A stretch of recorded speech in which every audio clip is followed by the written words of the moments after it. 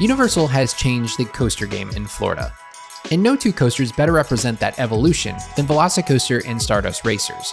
But the question I'm asking is, which is truly the king of the Universal coasters? Which offers an all-around better ride? And more importantly, which coaster has the more dynamic and creative layout? It's Mack vs Intamin, Epic vs Islands of Adventure, Velociraptor vs Celestians? I think they're like Celestians on Comets or something like that.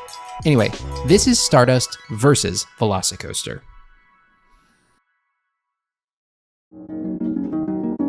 Stardust and Veloci make for an interesting comparison, as they really set out to achieve the same goals for their respective parks, but yet approach them in totally different ways. They're both high thrill and decently intense experiences from start to finish. As well, they have a deliberate emphasis on airtime that is found throughout the layout. That being said, I wanted to first discuss their different respective layouts, because there is a vast difference to how these coasters begin and ultimately arrive at their goal of high thrill intense airtime machines. Also, I will attempt to give credit to both sides of Stardust, as they are slightly different from each other. Velocicoaster begins very tight and windy, darting through the Raptor Pen and weaving under and over itself, whereas Stardust begins very sprawling and stays that way throughout the layout. Okay, wait just for a second. We've got to talk about Stardust's beginning, because Stardust does something that caught me by surprise. You know how Velocicoaster blasts off and gets up to speed quite quickly? It's awesome and a great launch. Well, Stardust begins quite tepid, only launching you a little bit, and sort of coasting. I was like, oh man, classic Mack rides launch. And before I could even finish my sentence, the coaster hit another booster launch that absolutely hits harder than Velocicoaster's first or second launch. Incredible. So, I can't believe I'm saying this.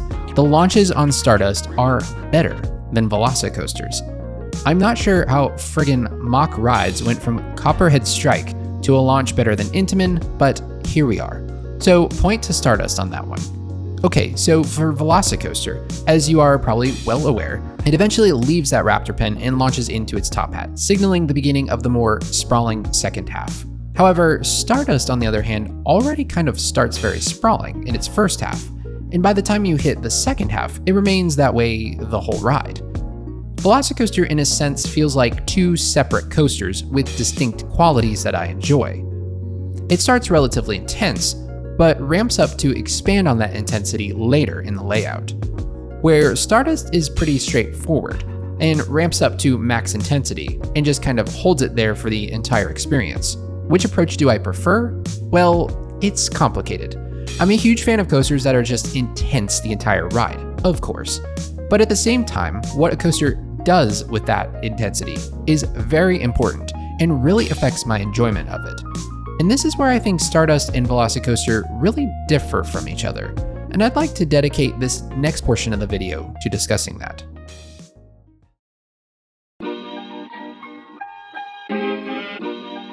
Stardust and Velocicoaster both approach their delivery of airtime equally excellent, but vastly different. Velocicoaster has more inversions than Stardust, but that's not really Stardust's thing. It became clear about midway through the first half that Stardust was really made to emphasize whippy airtime hills, almost RMC style, rather than whippy inversions like Velocicoaster. When Stardust does go through its two inversions, they tend to be the weakest part of the ride, if you can believe it. By weak, I mean, you know, those sensations are done much better on other coasters. It's not like I was like bored or something. I'll give you a for instance. The yellow side of Stardust hits the Celestial Spin and spirals down, almost mimicking Iron Gwazi's death roll. But like, it absolutely does not even come close to Iron Gwazi's death roll. Like, the speed you take it is more akin to the first drop on like a Twisted Timbers, for instance. On the green side, you twirl up into the Celestial Spin, which is why green is better, fight me. And it almost feels like Steel Vengeance style. But like, I mean, Steel Vengeance, like, you're not gonna be better than that. I bring this up because overall, I think Velocicoaster tends to approach its inversions much more creatively and uniquely. This ends up setting it apart from the aforementioned Iron Gwazi, and also Steel Vengeance. Like, there are Velocicoaster's inversions, Steve's inversions, and Iron Gwazi's inversions.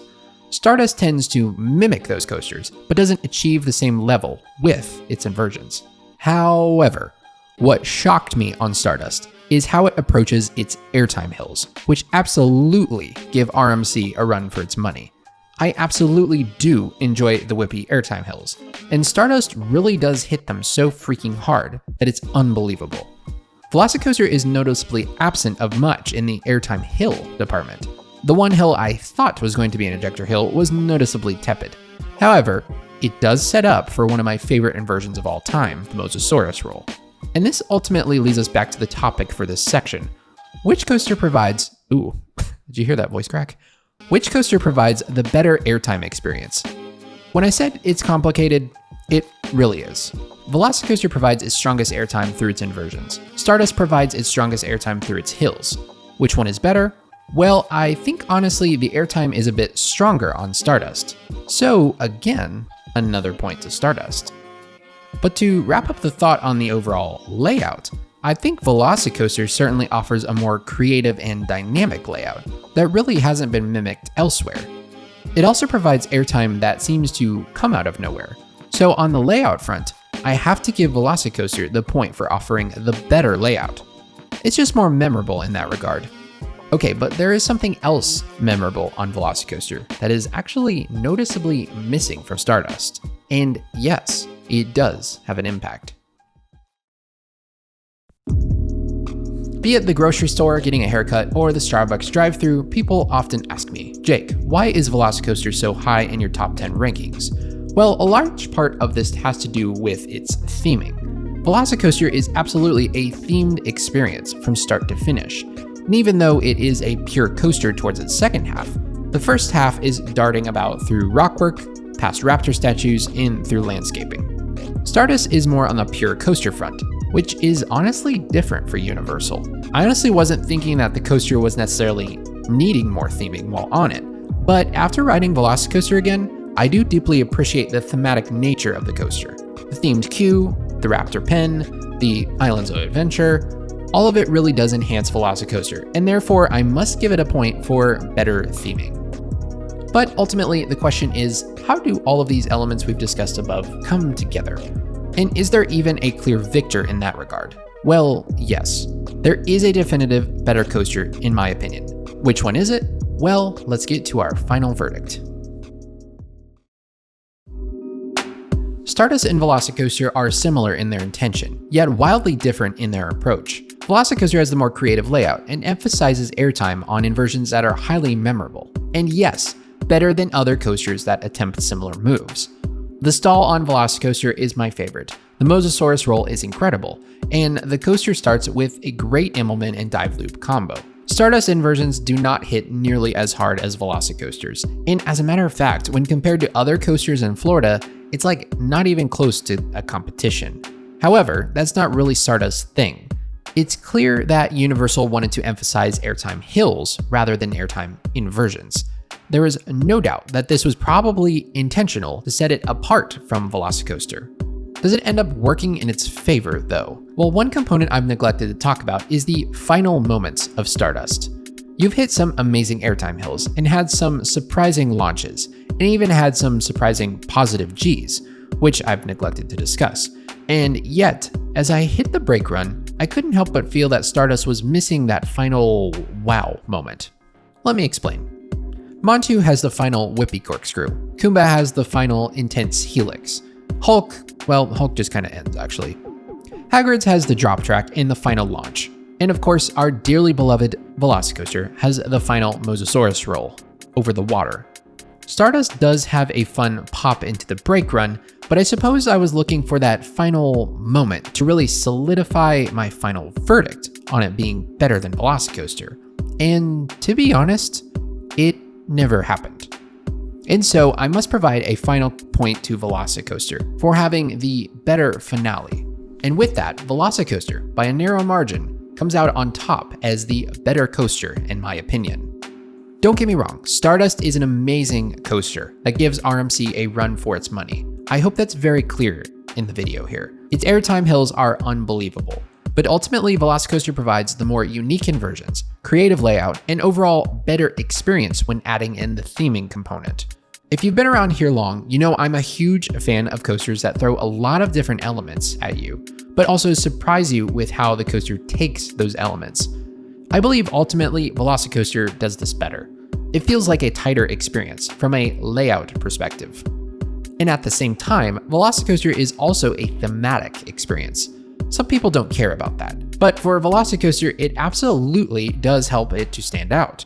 But if Velocicoaster was in an open field or something like Stardust, I do believe I would still rank it higher than Stardust. It's just so daggum creative. Each element on Velocicoaster sticks out, and on such a wild coaster, that's really hard to do. Stardust provides excellent airtime, but ultimately you kinda lose count on how many ejector hills you hit. If I could make Stardust better, it would be to have one final inversion. One final moment to really cement it as the definitive universal coaster. That being said, Stardust is comfortably in my top 5 coasters, right behind Iron Gwazi, Steel Vengeance, and yes, Velocicoaster. But it's very important to remember, these are some of the greatest coasters ever built. And for Mack and Universal to be able to compete head-to-head with those coasters, that's quite a feat in and of itself. Which coaster is better to you, Velocicoaster or Stardust? Let me know down below. And as always, remember rule number 5, relax and enjoy the ride. Thanks for watching.